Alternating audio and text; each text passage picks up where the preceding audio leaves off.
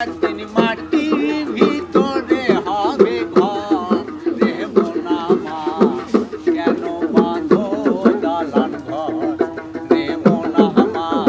কাঠবিড়ালি দেখলাম, একটা হলুদ প্রজাপতি দেখলাম, আর মনে করে চেষ্টা করতে গেল। সম্বিত স্ক্যাম হয়ে গেল ভাই। স্ক্যাম বলে চলে না, যেহেতু টাকা লাগে। একবার শুধু খাওয়ারের আইটেমগুলো দেখুন একবার জাস্ট। আমি 34 ফুটের বুদ্ধ মন্দির হয়ে গেছে আর কি। প্রথমেই জানাই সকলকে শুভ বিজয়ার আন্তরিক প্রীতি, শুভেচ্ছা এবং অভিনন্দন। আজকের গল্পটা 9ই আগস্টের। জানি অনেক দেরি করে ভিডিওটা আপলোড করছি, কারণ এর মাঝে অনেক কিছু চলে গেছে। বিশ্বকর্মা পুজো চলে গেছে, মহালয়া এসে গেছে, মা দুর্গা বাপের বাড়ি এসে আবার শ্বশুর বাড়ি ফিরে গেছে, অনেক ঘটনা ঘটে গেছে। 1 বছরের অপেক্ষা আবার শুরু হয়ে গেছে। হ্যাঁ, যাই হোক, গল্পটা তাহলে শুরু করি। দিনের শুরুটা মাকে দিয়েই হয়েছিল, কিন্তু আমাদের সকলের পরিচিত সতীপীঠের অন্যতম একটি পীঠ কঙ্কালীতলাকে দিয়ে। সেখান থেকে আমরা ডিয়ার পার্ক চলে গেছিলাম এবং তারপর সৃজনী শিল্পগ্রাম, যেখানে প্রচুর নর্থ ইস্ট রাজ্যের বিভিন্ন ধরনের অজানা অচেনা শিল্প আমরা দেখব, বিভিন্ন ছবি দেখব, বিভিন্ন ভাস্কর্য শিল্প আমরা দেখব, যেগুলো এখন সচরাচর দেখা যায় না সব জায়গায়। এরপরে আমরা চলে যাব অষ্টাদশ শতকের এক রাজবাড়ি, বহুল প্রচলিত সুরুল রাজবাড়িতে, যেখানে অনেক সিরিয়াল সিনেমা শুটিং হয়েছে। সেখান থেকে আমরা যাব এক এলাহি আয়োজনের মধ্যাহ্ন ভোজনে। হয়তো এটা দেখে আপনার জিভে জল আসাটা অস্বাভাবিক কিছু নয়, আমারও এডিট করতে গিয়ে বেশ ভালো রকমই আর কি। তবে একেবারে স্কিপ করে যদি লাঞ্চের জায়গায় চলে যান তাহলে কিন্তু হবে না। পুরো গল্পটা এনজয় করুন, পুরো যাত্রাপথের বিবরণটা শুনুন, তবে তো পুরো গল্পটা ভালো লাগবে। আর একটা কথা, সাবস্ক্রাইব করতে ভুলবেন না যেন, লাইক এবং শেয়ার অবশ্যম্ভাবী। আশা করি ভিডিওটা আপনাদের ভালো লাগবে। চলুন 9ই আগস্ট সকালে আমরা ফিরে যাই তাহলে। I am Ankur. Keep watching my channel and subscribe if you are new to my channel. If you wanna lead your life without routine, keep celebrate with my channel. Good morning. আজকে 9ই August শনিবার, 9ই August 2025। ঘুম থেকে সবাই খুব কষ্ট করে উঠলাম, ঠিক আছে। টোটো চলে এসছে অলরেডি, দাঁড়াতে বললাম, আধ ঘন্টা পরে নামছি। সম্বিত রেডি হচ্ছে, অনিকেত বসে আছে এই যে পিছনে। অনিকেত গুড মর্নিং বলে দে। Good morning. বাবা, সারাটা এই অনিকেত আসার পর থেকে সারাটাক্ষণ পেস, মানে এত অসহ্য একটা লোক, ঠিক আছে, সত্যি কথা। তার মধ্যে এরা এখানে, আমি ভোরবেলা উঠে স্নান করে রেডি হয়ে বসে আছি, কি করবো আমি। তুই রেডি হয়ে বসি 6:30 বাথরুমে ঢুকে 8টায় বেরিয়েছিস। মোটেও সাজানো ঢুকবি, ফালতু কথা বলবি না। 7:30 ঢুকিস। এবার তার মধ্যে মাঝখানে কালকে রাতে সম্বিতের একটা গন্ডগোল হয়ে গেছে, ফোনের পাসওয়ার্ড ভুলে গেছে।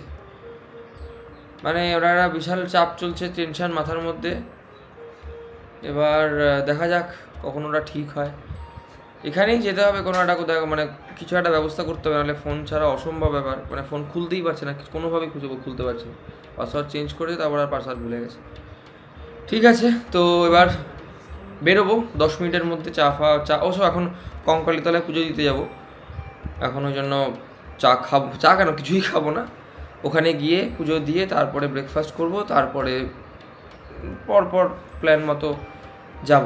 মাঝখানে ফোনের দোকানে যেতে হবে একটা, বেরোই, তারপরে রাস্তায় গিয়ে ভিডিওটা অন করবো আবার।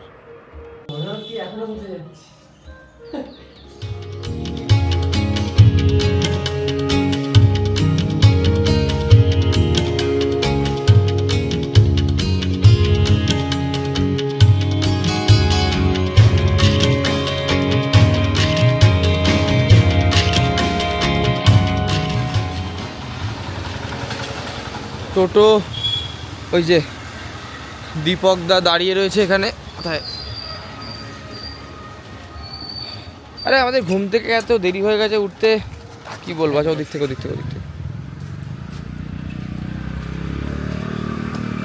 বস।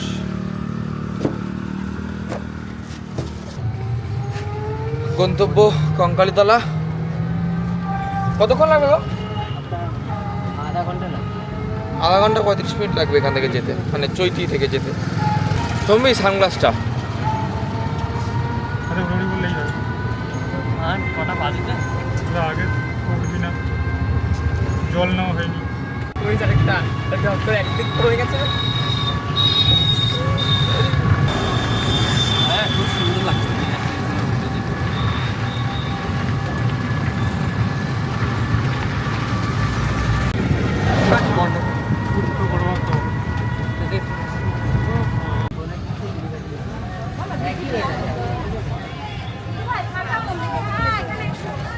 আচ্ছা, কঙ্কালীতলা চলে এসেছি। এখানে ডালা প্রচুর দোকান রয়েছে, যে কোনো একটা দোকান থেকে নিতে পারেন।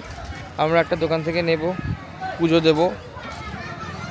তারপরে ওখান থেকে ওই কঙ্কালীতলা মন্দিরের পেছন দিকেই কোপাই নদী আছে, এই একই নদী বিভিন্ন জায়গা থেকে আর কি। তা ওদিকটা হয়তো যাব। আর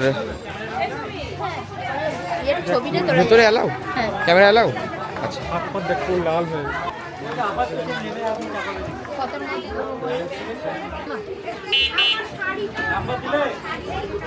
এখানে মোটামুটি সব ধরনের ডালাই রয়েছে, 50, 100, 150। আমরা যদি 50 টাকাটা নিলাম। এই ধর, মালা লাগবে? মালা নিবি? মালা লাগবে না, মন্দির এই মোমবাতি নিয়ে নে। সব রকম ব্যবস্থা রয়েছে, অসুবিধা হবে না। মোমবাতি তুমি যেখানে মায়ের দেখবে পুকুরটা, ওখানে আসল মা ওখানেই আছে। ওখানে মোমবাতিটা ধূপকাঠিটা জেলে দেবে, ঠিক আছে? আর মন্দিরের ভেতরে তো জ্বালতে দেবে, পুকুরে যেতে ওই কুণ্ডটাতে কোনটা কুণ্ডটাতে ঠিক আছে। রীতিমতো ডাকাডাকি চলছে।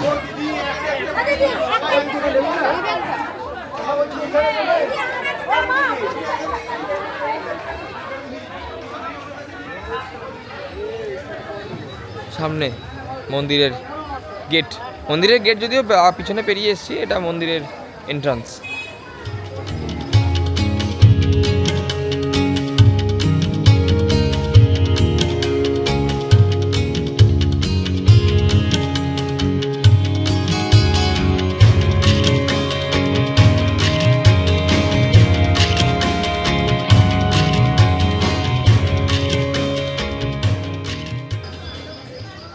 এই সেই কুণ্ড যেখানে মায়ের কোমরের একটি অংশ পড়েছিল। এখানে কোনো রকম ফুল ফল বা কোনো হাত পা মুখ ধোয়া কিছুই অ্যালাউ না, সবাই জানেন আশা করি। সেটাই এখানে পরিষ্কার করে লেখা রয়েছে। পুজো দেওয়া কমপ্লিট। এবার দেখি ওই পিছনের দিকটায় যাই। এখানে বেশিক্ষণ লাগাবো না, পিছনের দিকে যাব। মায়ের কাছে পুজো দেওয়া কমপ্লিট। খুব একটা লাইন নেই, একদমই খুব একটা লাইন নেই। গেলাম, জাস্ট 2 মিনিট পুজো হয়ে গেল। নাম গোত্র দিয়ে যেরকম পুজো হয় নর্মাল পুজো হলো, আর সেরকম কোনো কিছু নেই।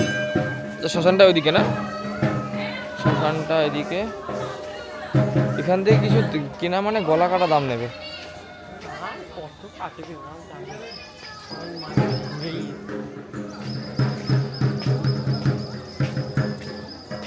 কোপাই নদীর ঘাট সামনে, মন্দিরের ঠিক পেছন দিকেই কোপাই নদীর ঘাট। ওই যে পেছনে মন্দির দেখতে পাচ্ছেন আশা করি, চূড়াটা। তো তার পেছনেই হচ্ছে কোপাই নদীর ঘাট। আপাতত ওদিকেই যাচ্ছি। এখানে কত পরপর দোকান হয়ে গেছে, এইগুলো আগে ছিল না, দেখাচ্ছি। এই শাড়ি দিয়ে পুরো দোকান একদম, যতদূর চোখ যাচ্ছে কারণ পুরো একদম দোকান রয়েছে। এখানেও ডালা রয়েছে, পেয়ারা রয়েছে।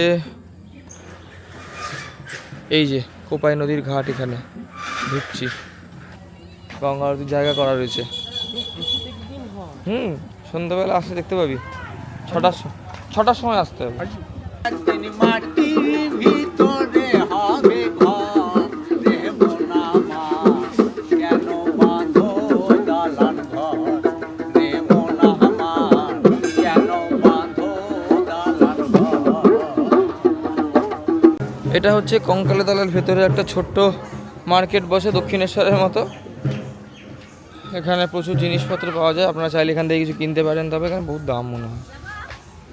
পুরো ইয়ের কাজ, পুরো হাতের কাজ, হ্যান্ডব্যাগগুলো কাপড়ের। তো এটা মানে বেশ জিনিসটাই সুন্দর, মানে চোখে লাগছে জিনিসটা দেখে।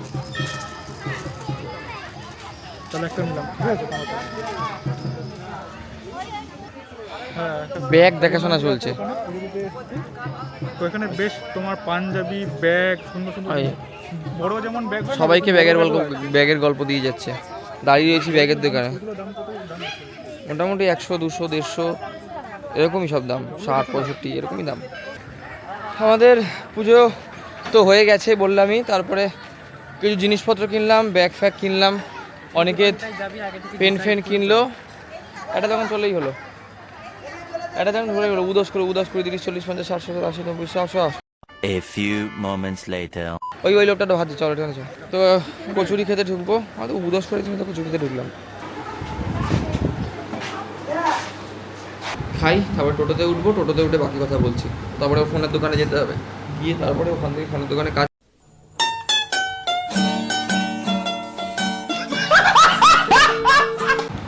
যাবো হচ্ছে সুরুল রাজবাড়ি।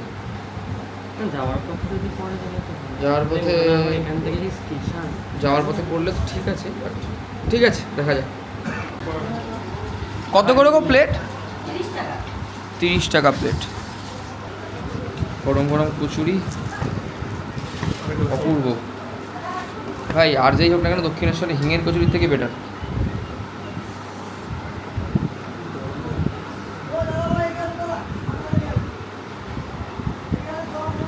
সুন্দর।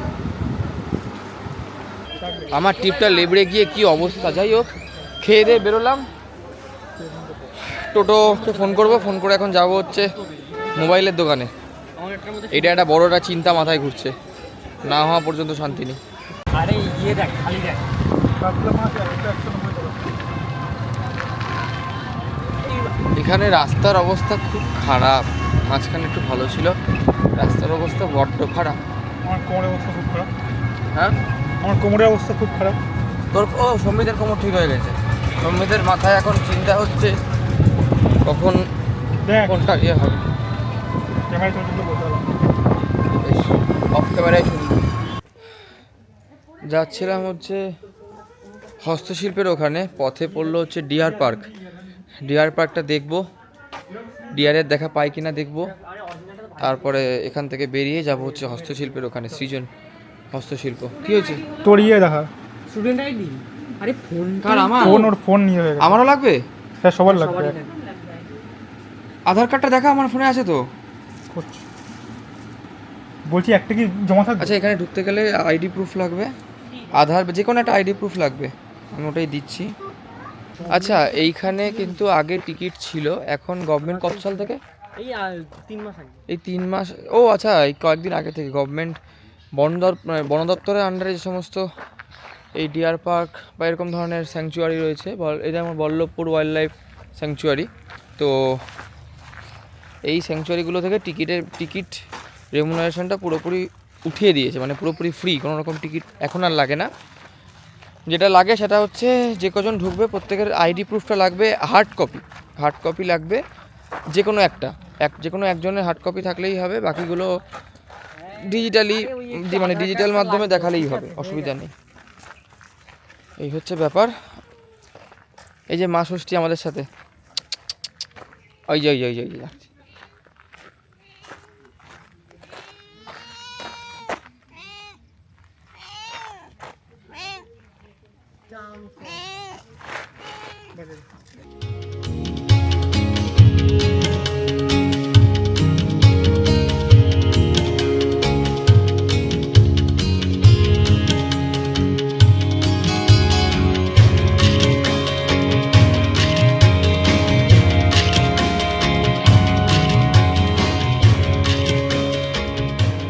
হরিণ জল খেতে আছে এখানে।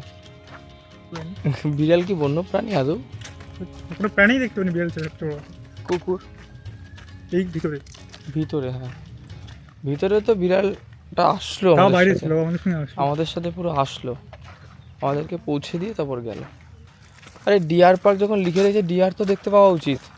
আরে ভাই ওরা ফ্রিলি ঘুরে বেড়ায়, লোকে চিল্কায় গিয়ে ডলফিন দেখতে পায় না, অত পয়সা দিয়ে তুই এখানে দেখতে পার। চিল্কায় গিয়ে ডলফিন দেখতে পায়, কিন্তু এখানে নেই, দেখবি অনেকে কোথায়? পায় না। এই জায়গাটা পুরো স্ক্যাম, ডিয়ারের ড নেই, যাই হোক টাকা লাগেনি বলে গায়ে লাগছে না, কিন্তু সময়টা অতিরিক্ত নষ্ট হলো। ব্যাঙের কিচ্ছু দেখতে পেলাম না, কিচ্ছু না।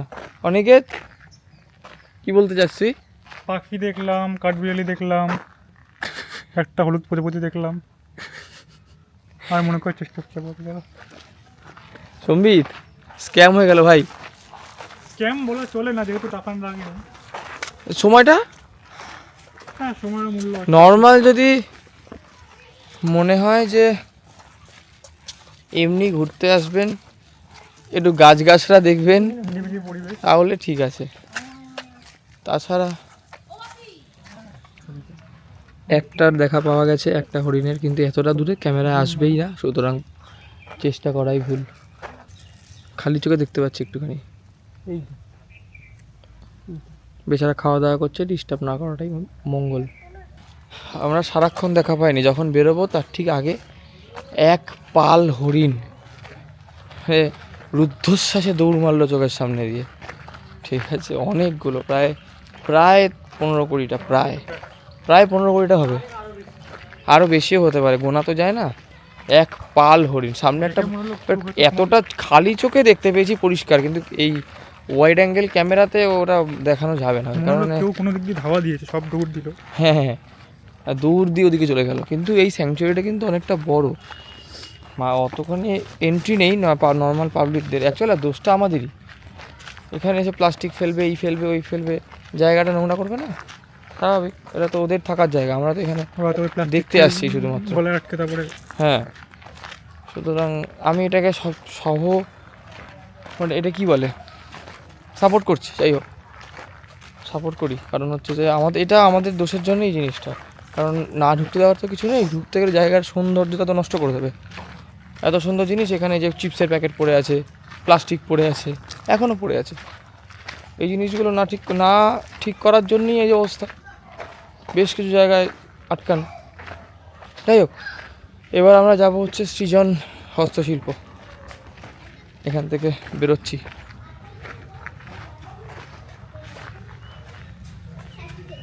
এই যে এই যে সামনে যে বাড়ি, এটা হচ্ছে অমর্ত্য সেনের বাড়ি। অমর্ত্য সেনকে সবাই চেনেন, আশা করে আলাদা করে বলার কিছু নেই। আর ভেতরে ঢুকতেও দেবে না, সুতরাং মানে যাওয়ারও কোনো স্কোপ নেই। সো এই বাইরে থেকে দেখেই বেরিয়ে যাচ্ছি। চলো। উনি আছেন এখানে? পুলিশ এখন নেই, এখন তার মানে নেই নাকি? কিন্তু পুলিশ প্রোটেকশন, আচ্ছা পুলিশ প্রোটেকশন তো দিতেই হবে। বাড়ির নাম প্রতীচি। হ্যাঁ হ্যাঁ, বাড়ির নাম প্রতীচি। প্রতীচি।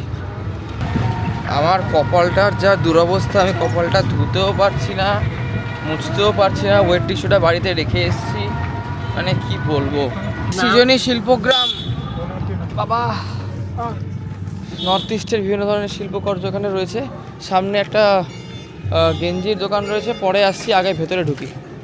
সম্ভবত এখানে 30 টাকা করে টিকিট, দেখা যাক।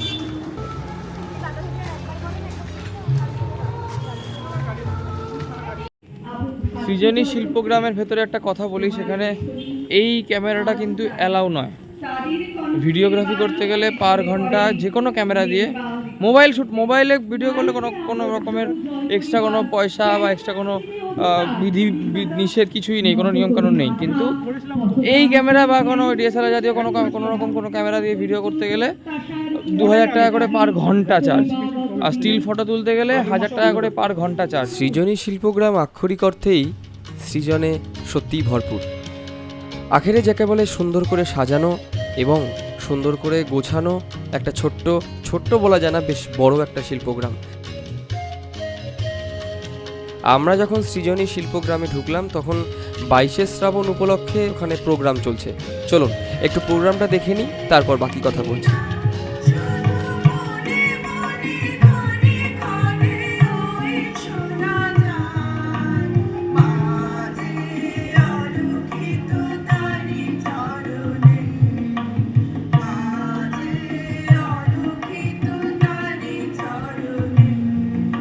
যেখানে নর্থ ইস্ট অর্থাৎ উত্তর পূর্ব ভারতের বিভিন্ন জায়গার রাজ্যের প্রচুর শিল্পকর্ম, পটচিত্র, বিশেষ করে বিভিন্ন ধরনের কুটির শিল্প যেগুলো এখন সচরাচর দেখা যায় না বা আমরা দেখি না, সে সমস্ত প্রচুর ধরনের শিল্পকর্ম এখানে রাখা রয়েছে। এই সৃজনী শিল্পগ্রামে এলে আপনারা দেখতে পাবেন বাংলা, বিহার, উড়িষ্যা, মেঘালয়, মণিপুর, ছত্তিশগড়, ঝাড়খণ্ড, নাগাল্যান্ড, প্রচুর প্রচুর নর্থ ইস্ট রাজ্যের বিভিন্ন রকমের নিপুণ শিল্পকর্ম এবং জানতে পারবেন অনেক কুটির শিল্প চিত্র সম্পর্কে, যেগুলো আমরা সচরাচর দেখতে পাই না। এছাড়া এখানে আঁকা বেশ কিছু পটচিত্র বা ছবি দেখে ঐতিহাসিক বিভিন্ন প্রচলিত মাইথোলজিক্যাল স্টোরি এখানে দেখতে পাবেন, যেগুলো অনেক অজানা ইতিহাসকে আপনার সামনে তুলে ধরবে। এছাড়াও আন্দামান নিকোবরের প্রচুর চিত্র, প্রচুর জিনিস এবং জারোয়ার একটা ছোট্ট নিদর্শন, প্রচুর শিল্পকর্ম, যেমন সাপের চামড়া দিয়ে তৈরি কিছু জিনিস, কিছু বিভিন্ন ধরনের দৈনন্দিন ব্যবহারিক জিনিসপত্র এখানে রয়েছে।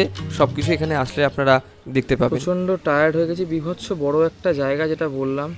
আমি আর সম্বিত এখানে পুকুর পাড়ে বসে রয়েছি, যদি এখানে ভিডিও করে অ্যালাউ নয়, খালি নিজে আমি কথা বলবো বলে ভিডিওটা অন করলাম আর কি।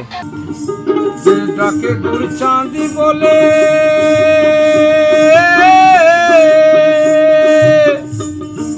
হয় কি রে তার ভবের কুলে,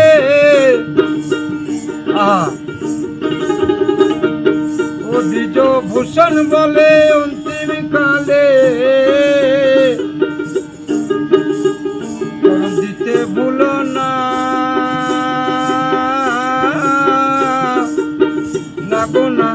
নাগোনা ছেড়ে দেব না, তোমায় হৃদয় মাঝে রাখিব, ছেড়ে দেব না। আসাম, এখানে এটা হচ্ছে আসামের, এই যে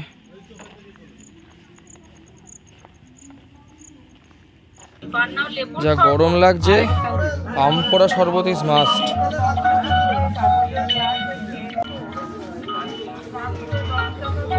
অপূর্ব। এখানে এই সৃজনী শিল্পগ্রামে জিনিসপত্রের দামটা একটু বেশি বেশি, মানে বেশ বেশ বেশি। হ্যাঁ, ওনাকে একটা ফোন করবো, কী করে ফোন করবো?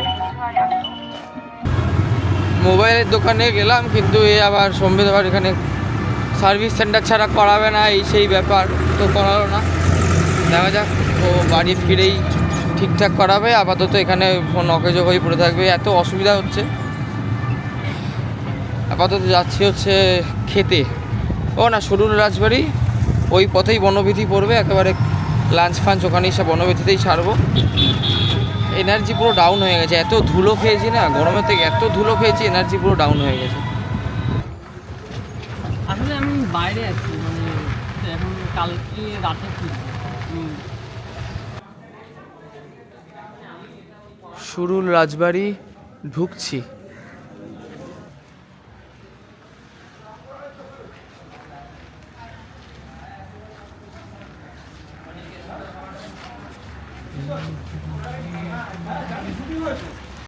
সরুল রাজবাড়িতে দাঁড়িয়ে রয়েছি। এখানে কিন্তু কোনোরকমভাবে professional photography, modeling, pre wedding কিছুই নেই, মানে কিছুই হয় না। টাকা মানে পারমিশনই নেই, টাকা পয়সা দিলে যে হয় তার মানে এক্সট্রা চার্জ সেরকম কিছু নয়। কোনো মোবাইল ব্যতীত অন্য কোনো ক্যামেরা দিয়ে ছবি তোলা একেবারেই নিষিদ্ধ, ভিডিও করা তো খুব নিষিদ্ধ, এটাও অ্যালাউ নয়। সুতরাং আমি ফোনেই ভিডিও করতে হচ্ছে এখানে।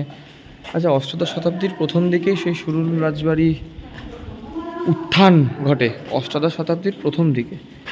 তারপরে ওই 1800, এখানে যদি ইতিহাসটা লেখা রয়েছে, 18,000 টাকা দিয়ে এই সরুল রাজবাড়ি মানে সরুল জমিদার বাড়ির নাট মন্দির, মানে হচ্ছে দুর্গা মন্দিরটা তৈরি করা হয়েছিল, তৈরি করেছিলেন আর কি। আমি ওই লেখাটা দেখাই বরঞ্চ, আমি এতক্ষণ দাঁড়িয়ে ওটাই পড়ছিলাম। শ্রীনিবাস সরকার চতুষ্কোণ দালান বিশিষ্ট নাট মন্দিরটি 18,000 টাকা মূল্যে তৈরি করেছিলেন। এখানে দুর্গা দালানটা দেখাচ্ছি, এক সেকেন্ড।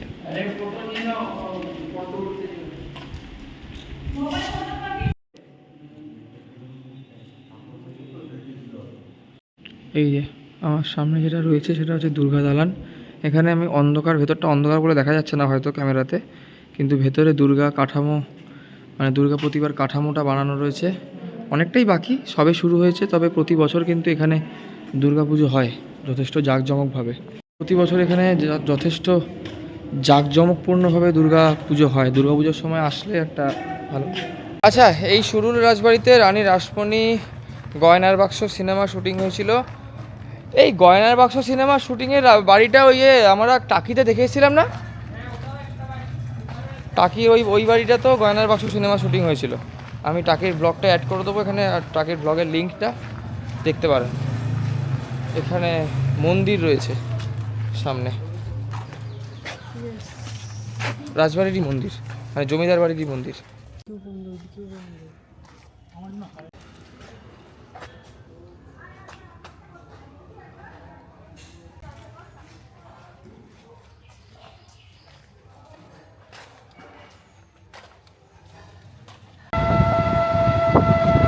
এতক্ষণে এই রাস্তাটা একটা রাস্তা পেয়েছি, সত্যি সুন্দর রাস্তা। এতক্ষণ যেগুলো রাস্তা না পঞ্চায়েত এলাকার রাস্তা মনে হচ্ছে।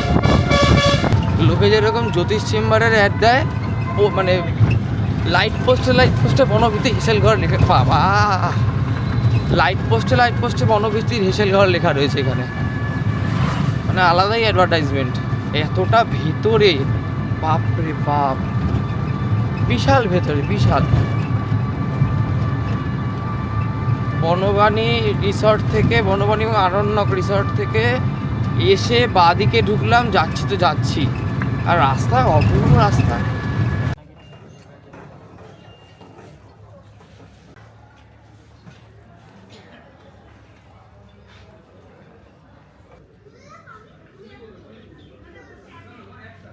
বনভীতি হেসেল ঘরে শেষমেশ আসলাম, এতটা দূর, বাপ রে বাপ। আমার channel @without routine, without routine.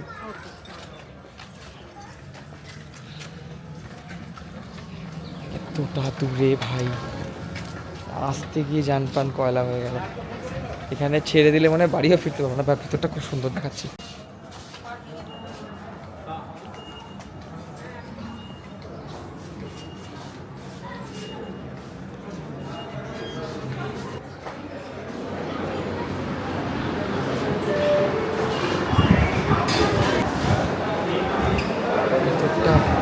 দারুণ।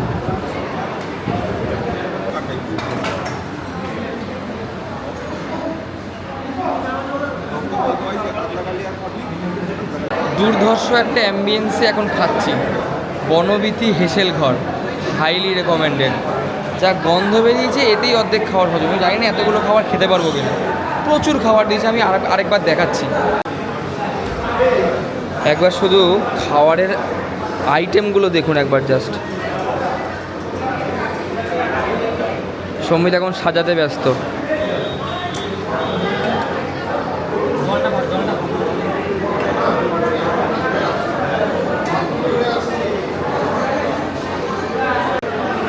এখানে এত সুন্দর ব্যবস্থাপনা। আমি জাস্ট অর্ডার দিলাম, তার ঠিক 2.5 থেকে 3 মিনিটের মাথাতে অর্ডার মানে খাবার চলে এসছে।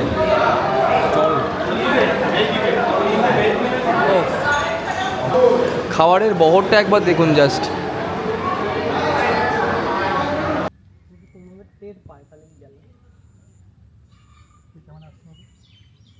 এই বনভীতি হেসেল ঘরের ঠিক উল্টো দিকে একটা খুব সুন্দর জায়গা। কি অনেকে বনভীতি হেসেলটা বড় দরকার ছিল।